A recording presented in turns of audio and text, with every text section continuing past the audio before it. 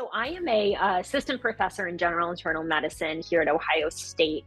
My background and training is in public health. So I got my PhD and my master's from Johns Hopkins Bloomberg School of Public Health.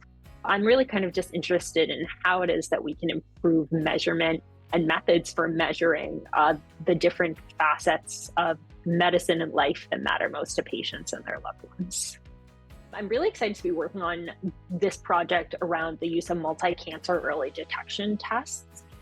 So multi-cancer early detection tests are this very new, still in development and evaluation, but the kind of promise of these tests is that with a single blood sample, you would be able to detect up to 50 different types of cancer in your bloodstream.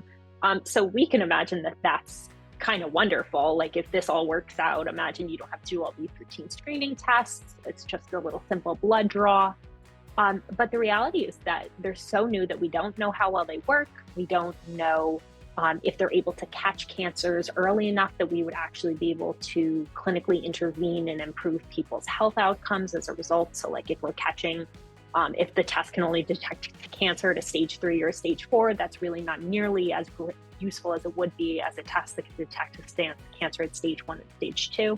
So this research is really just trying to understand people's preferences at the kind of national level of what are people thinking about these tests?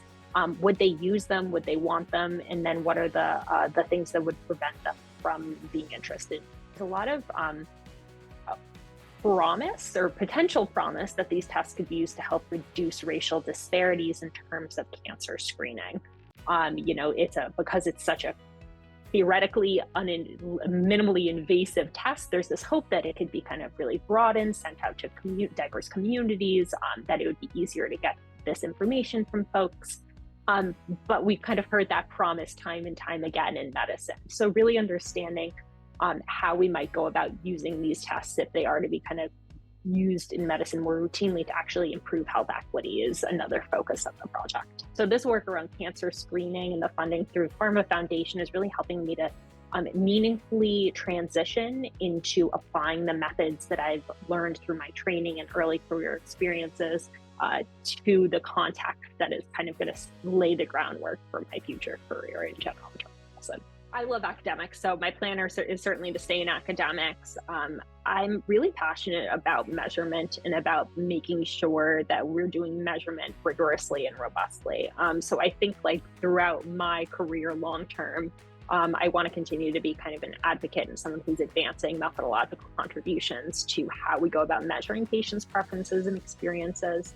And then I also want to be someone who's able to create an environment where other folks feel like they're able to learn these methods and these tools in a way that kind of makes sense to them and that makes them feel like they're giving back to the medical and patient communities as well.